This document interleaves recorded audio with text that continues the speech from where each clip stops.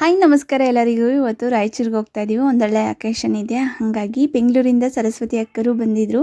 ಎಲ್ಲ ಒಟ್ಟಿಗೆ ಕಾರಲ್ಲಿ ಹೋಗ್ತಿದ್ದೀವಲ್ಲ, ಅವರು ಜೊತೆಲೇ ಹೋಗೋಣ ಅಂತ ಈ ಥರ ಪ್ಲ್ಯಾನ್ ಮಾಡಿಕೊಂಡು ಅವರು ನೆನ್ನೆನೇ ಬಂದರು. ಬೆಳಗಿನ ಜಾವ 4:15 5 ಗಂಟೆ ಆಯಿತು ಅನಿಸುತ್ತೆ ಮನೆ ಬಿಡೋ ಅಷ್ಟೊತ್ತಿಗೆ. ಒಂದು ಸ್ವಲ್ಪ ಬೇಗ ಬಿಟ್ಟರೆ ಒಂದು ಸ್ವಲ್ಪ ಬೇಗ ಹೋಗ್ಬೋದಲ್ವಾ ಅಂತ ಅನ್ನೋ ಕಾರಣಕ್ಕೆ ಬೇಗನೆ ಬಿಟ್ವಿ. ಹೋಗೋಷ್ಟೊತ್ತಿಗೆ ತುಂಬ ಲೇಟ್ ಆಗುತ್ತೆ ಗಾಯ್ಸ್. ಬೆಳಗ್ಗೆ ಆಗಿರೋದ್ರಿಂದ ಜರ್ನಿ ಏನೋ ಚೆನ್ನಾಗಿದೆ. ಇನ್ನು ಮುಂದೆ ನೋಡಬೇಕು ಹೋಗ್ತದೆ ಯಾವ ಥರ ಇರುತ್ತೆ ಅಂತ ಹೇಳಿ. ಇನ್ನು ಹೊಟ್ಟೆ ಬೇರೆ ಹಸಿತಿತ್ತು ಹುಡುಗರಿಗೂ ಅಷ್ಟೇ. ಹಂಗಾಗಿ ಬಳ್ಳಾರಿಗೆ ಎಂಟ್ರಿ ಆಗಿದ ತಕ್ಷಣವೇ ಒಂದು ಹೋಟ್ಲಿಗೆ ತಿಂಡಿ ತಿನ್ನೋಣ ಅಂತೇಳಿ ಹೋದ್ವಿ. ನಾನು ಇಡ್ಲಿ ತೊಗೊಂಡೆ, ಅವ್ರು ಮೂವರು ಪೂರಿ ತೊಗೊಂಡ್ರು, ನಾನು ಸರಸ್ವತಿ ಅಕ್ಕ ಇಡ್ಲಿ ತೊಗೊಂಡ್ವಿ. ಇಡ್ಲಿ ಏನೋ ಚೆನ್ನಾಗಿತ್ತು, ಬಟ್ ಚಟ್ನಿ ಸಾಂಬಾರು ಚೆನ್ನಾಗಿರಲಿಲ್ಲ, ಅದಕ್ಕೆ ಎಕ್ಸ್ಪ್ರೆಷನ್ನು. ಬಟ್ ಇಲ್ಲಿ ನನಗೆ ಇಷ್ಟ ಆಗಿತ್ತೇನು ಅಂತಂದರೆ ಮೆಣ್ಸಿಕಾಯಿ ಬೋಂಡ ಅಂತೂ ಸಖತ್ತಾಗಿದ್ವು ಗೈಸ್. ನಾನಂತೂ ತಿಂದೇ ಇರಲಿಲ್ಲ ಈ ಥರ ಮೆಣ್ಸಿಕಾಯಿ ಬೋಂಡ. ಅದರಲ್ಲೂ ನಾವು ಮಾಡೋದಕ್ಕೂ ಅವ್ರು ಮಾಡೋದಕ್ಕೂ ತುಂಬ ಡಿಫ್ರೆಂಟ್ ಇರುತ್ತೆ. ನಾವಂತೂ 2 ಪ್ಲೇಟ್ ತೊಗೊಂಡು ತಿಂದ್ವಿ.